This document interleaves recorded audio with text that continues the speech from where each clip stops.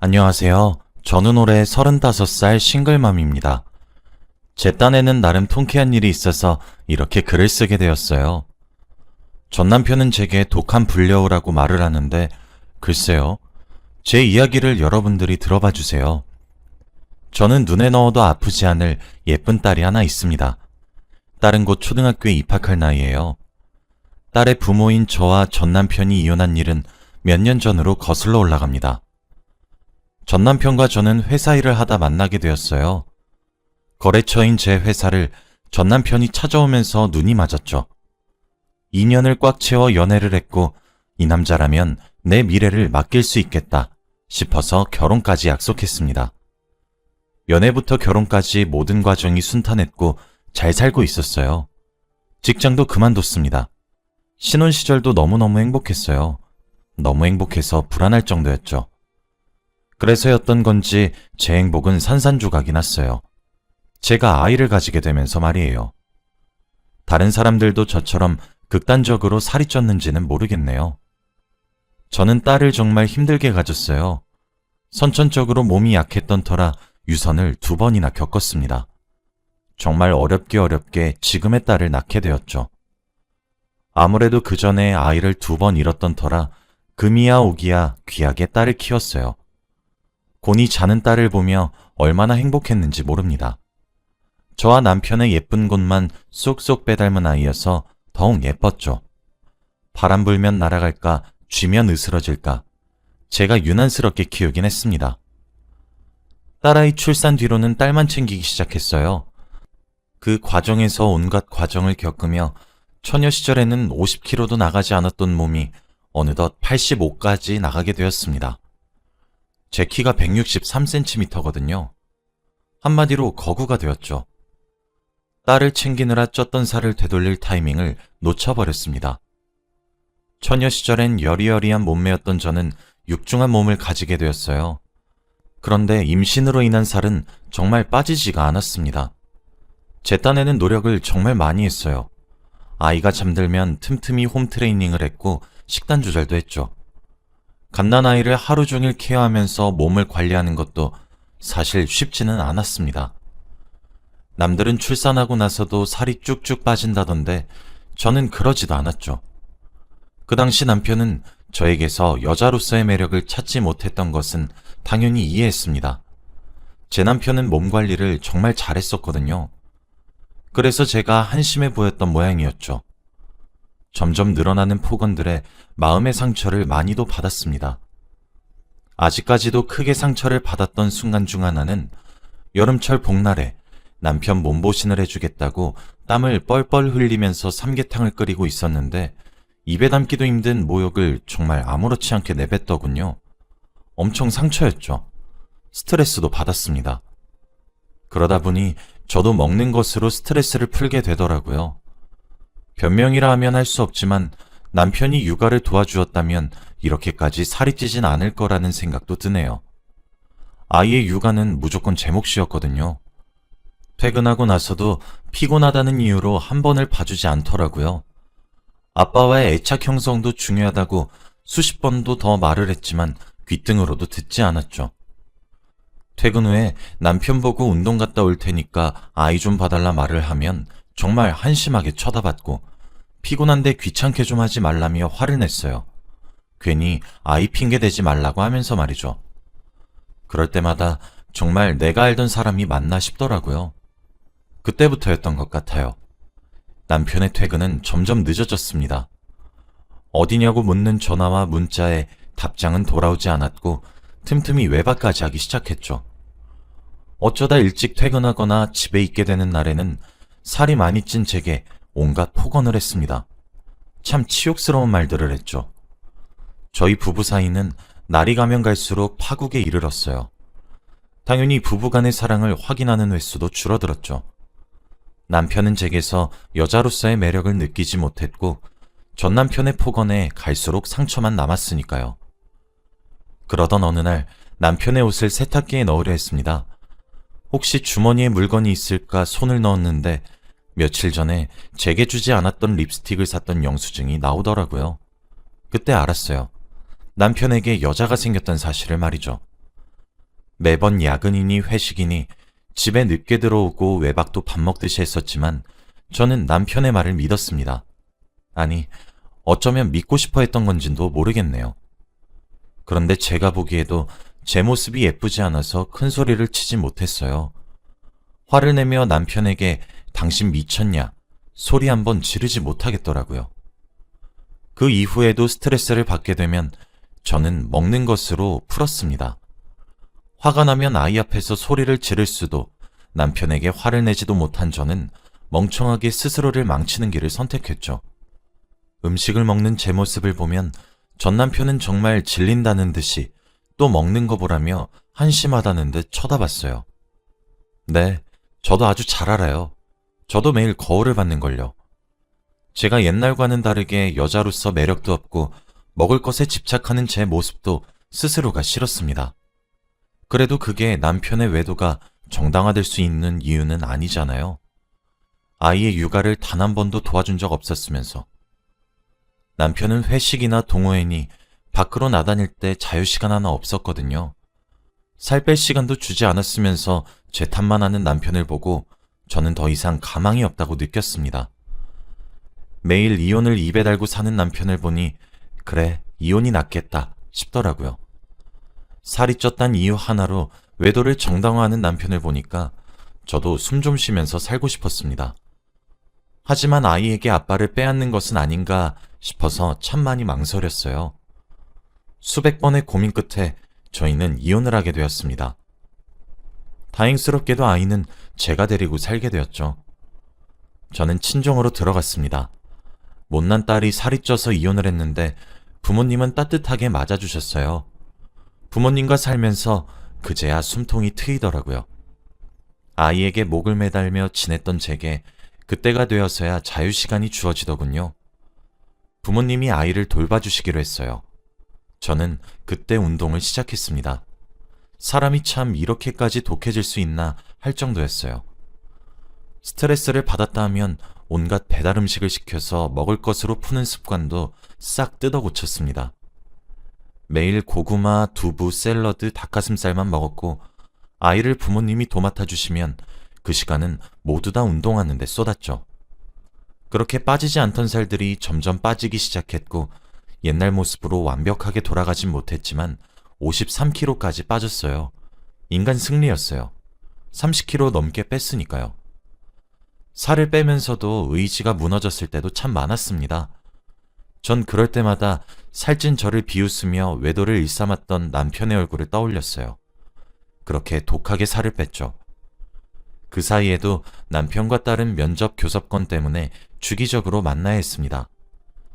남편은 친정으로 직접 아이를 데리러 왔기 때문에 저는 나가보지도 않았어요. 아이 교육 문제나 일이 생기면 휴대폰으로 소통만 했었죠. 처음엔 남편에게 돌아온 모습을 보여주며 비웃어주고 싶었던 마음이 가득했지만 시간이 갈수록 이제 와서 이게 다 무슨 소용이겠나 싶더군요. 살이 다 빠지고 나서도 남편과의 만남은 자제했습니다. 처녀 시절처럼 늘씬한 몸을 가지게 되니 저도 참 많이 밝아졌어요. 매일 우중충하게 살았었는데 웃을 일도 많이 생겼죠. 아이가 학교에 입학하게 될 나이가 다가오니 이제 저도 일을 해야 되겠다 싶더라고요. 언제까지 부모님 그늘 밑에서 살 순 없잖아요. 그렇게 재취업을 하게 되었습니다. 많은 시간을 쉬었지만 운이 좋아 괜찮은 회사에서 일을 할 수 있게 되었어요. 그러면서 저도 사회생활을 하기 시작했죠. 사람들도 많이 만나게 되니까 예전처럼 밝은 제 모습으로 완벽히 돌아왔습니다. 그러면서 새로운 사람도 만나게 되었는데 회사 일을 하다 알게 된 외부 인력이었어요. 일의 마무리가 잘 되어 그 사람과 축하의 의미로 술을 한잔하게 된 날이 있었습니다. 서로 좋은 말이 오고 가다가 그 사람도 젊은 나이에 이혼했다는 사실을 알게 되었죠. 아내가 외도를 해서 말이에요. 저는 저와 닮은 점이 많았던 그 사람을 위로했습니다. 그러면서 서로 진실된 이야기가 오고 가게 되었고 자연스럽게 사랑이 싹 텄죠. 저도 괜찮다고 여겨왔지만 사랑이 그리웠었나 보더라고요. 그렇게 전 새로운 사랑을 시작하게 되었습니다. 아무래도 저와 제 남자친구인 그 사람은 한 번씩 결혼에 실패했던 경험이 있었던 터라 만남에 있어서 조금 조심스럽게 대했어요. 남자친구는 참 다정한 사람이었습니다. 뒤늦게 다시 시작한 사랑이어서 소중했던 것도 맞지만 사람 자체가 정말 귀한 사람이었어요. 매사에 다정하고 제 기분을 살펴봐주고 제 딸아이의 걱정도 해줬죠. 그런 제 변화를 가장 먼저 알아차린 사람들은 저희 부모님이었습니다. 반대하실 줄 알았는데 흔쾌히 축하해 주시더라고요. 그렇게 제 머릿속에서 전 남편은 모두 지워졌죠. 저희 부모님이 제 남자친구를 너무 궁금해해서 소개도 시켜드렸어요. 너무 좋은 사람 같다 하시며 좋아하시더라고요. 저도 남자친구의 부모님을 뵙기도 했습니다. 저와 남자친구 둘 다 자연스럽게 미래를 맡기게 되는 듯 했죠. 그러던 어느 날 이게 무슨 운명의 장난인 것인지 저희 회사에서 거래처를 새롭게 만들었습니다. 그런데 그 회사가 제 전 남편의 회사였죠. 회사에서 나오기로 한 사람을 기다리고 있었는데 사실 에이 설마 하는 심정으로 기다렸어요. 그런데 설마가 사람을 잡는다더니 거래처에서 나온 사람은 바로 저와 이혼했던 전 남편이더라고요. 그때까지 전 남편과 아예 교류가 없었던 것은 아니었습니다. 아무래도 아이 문제는 같이 의논을 해야 하니까요. 그러나 그런 모든 이야기는 전부 전화나 문자를 통해 의논했었고 아이를 보러 오는 날에도 아이만 나가서 전 남편을 봐왔기 때문에 저와 전 남편은 얼굴을 마주하지 않았어요. 운명의 장난도 아니고 그렇게 마주치게 되니까 정말 놀랐죠. 저도 그렇게 놀랐는데 전 남편은 오죽했겠나요? 심지어 그렇게 비난을 쏟아부을 정도로 뚱뚱했었던 여자가 180도 변해서 늘씬하게 돌아왔는데요. 전 남편은 저를 보고 한동안 입을 다물지 못하더라고요. 놀랍다는 듯한 눈으로 저를 쳐다보며 정말 당신이 맞아? 와, 이거 너무 놀라운 거 아니야? 라며 전 남편이 말했어요. 그러면서 위아래로 절 훑어보더라고요. 저는 일하러 만난 거니까 일만 하자고 딱 잘랐어요. 정말 마주하기 싫었는데 일로 엮이니까 어쩔 수가 없더라고요. 사적인 감정으로 회사에 폐를 끼칠 순 없는 노릇이니까요. 전 남편은 그 이후로 아이 핑계를 대며 제게 연락하는 횟수가 잦아졌어요. 사실 전 남편에게 받은 모욕과 치욕이 잊혀지지 않아 독한 마음으로 다이어트를 할 수 있었던 것도 맞지만 실제로 전 남편과 만나게 되면 그 초라했었던 시절의 나로 돌아갈 것 같아서 무서웠거든요. 그래서 만남을 피해온 것도 있었습니다. 전 남편은 그 이후로 일로 인해 만나게 되는 자리는 아이를 만나든 자리가 되든 끊임없이 저를 만나려 들었어요. 저는 점점 불편해졌죠. 사적인 일로 연락하지 말란 제 말도 무시하고 일방적인 태도더라고요. 그러다 결국 전 남편은 제게 다시 합치자고 제안을 했습니다. 딸아이의 교육 문제로 만나서 상의하자는 말만 믿었던 제가 참 순진했죠. 전 남편은 저더러 사실 나 그렇게 당신이랑 갈라서고 후회 진짜 많이 했다? 오죽 당신이 나한테 잘해줬어야지. 우리 딸 서영이를 봐서라도 다시 합치는 게 어때? 언제까지 서영이 아빠 없는 자식으로 살게 할 순 없는 노릇이잖아. 그렇지 않아? 라고 하더라고요. 저는 우리 이혼한 거 당신이 제안한 거야. 내가 이혼하자는 말에 알겠다고 했을 때 옳다구나 했던 것도 당신이잖아. 왜? 내가 살 빼서 옛날처럼 돌아오니까 다시 만나고 싶니? 그리고 나 지금 만나고 있는 사람이 있어. 서영이가 왜 아빠가 없어? 낳아준 아빠랑 내가 지금 이야기하고 있는데. 그냥 지금처럼 살자. 라고 했죠. 전 남편은 갑자기 태도가 변해서 길길이 날뛰더라고요. 뭐? 아니 그게 무슨 소리야. 친부가 두 눈 시퍼렇게 뜨고 살아있는데 당신 남자 맞나? 미친 거 아니야? 라며 소리를 버럭버럭 지르는데 웃기지도 않더군요. 저는 소리 지르지 마. 내가 왜 미쳐? 당신이랑 갈라섰고 우린 남남이야. 내가 남자를 만나든 재혼해서 다시 가정을 꾸리든 그게 당신이랑 무슨 상관이야? 이딴 말 꺼낼 줄 알았으면 이 자리에 안 나왔어. 애 핑계 대면서 오라가라 하지 마. 알겠어? 라고 쏘아붙였어요. 저는 그치지 않고 내가 진짜 스스로가 비참해서 그때는 미처 말하지 않았는데 나랑 결혼했을 때 당신이 밖에서 여자 만나고 다녔던 거 모를 줄 알아? 당신 출장이다, 회식이다, 취미다, 뭐다 하면서 밖으로 싸돌아다닐 때 서영이 육아는 내팽겨 쳐놓고 여자 만나러 다녔었잖아. 나는 모든 걸 알면서도 알량한 가정 하나 지키겠다고 입 다물었어. 그러다 참다 못해서 이혼을 했던 거라고. 내가 그때 당신 이혼 소송하지 않은 걸 천만다행으로 여겨. 그래놓고 어디서 이렇게 뻔뻔하게 재혼하자 들이밀어? 넌 양심도 없니? 라면서요. 남편과 이혼했을 때는 제가 외도하는 것을 알고 있다는 티를 하나도 내지 않았거든요. 너무 비참해서요. 아마 남편도 제게 들키지 않았을 거라고 철석같이 믿었을 겁니다. 아니, 그때는... 이라며 말을 흐리는 남편에게 저는 쐐기를 박았어요. 당신이랑 나 만나는 이유는 오롯이 서영이 하나 때문이야. 난 아직도 한 번씩 악몽을 꿔. 알아? 여자이기 전에 사람으로서 듣기 힘든 모욕적인 언행에 외도를 밥 먹듯 한 사람이 대체 무슨 낯짝으로 뻔뻔하게 얼굴을 들이밀어? 내가 살 이렇게 뺀데 당신이 보태준 거 있어? 나 지금 진지하게 만나는 사람 있고 당신과 합칠 생각 추호도 없어. 서영이도 그 사람 잘 따르고 있고. 그놈의 친부자리 뺏을 생각 추호도 없으니까 이대로 살자. 알겠어? 라면서요. 불안해했었던 것과는 달리 남편이 바뀐 제 모습에 설설기니까 정말 통쾌하더라고요. 전 남편은 아이를 만나러 올 때 제가 같이 나오길 바랬고 아이 문제를 제외한 후 쓸데없는 연락을 하기 시작했어요. 그때마다 사실 똑같은 사람이 된 것이라 비난받아도 할 말 없을 정도로 제가 전 남편으로부터 들었던 말들을 그대로 돌려주었죠. 어찌나 통쾌하던지 제가 이렇게 못됐었나 싶더라고요. 그러다가 어이가 없는 일이 생겼습니다. 어느 날 제게 모르는 번호로 연락이 오는 겁니다.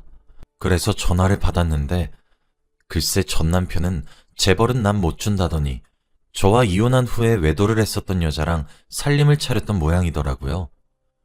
혼인신고는 하지 않고 동거만 하는 모양이었죠. 그래놓고 살이 빠져 예뻐진 제게 다시 들이댔던 거였습니다. 듣는 내내 어이가 없어서 기도 안 차더라고요.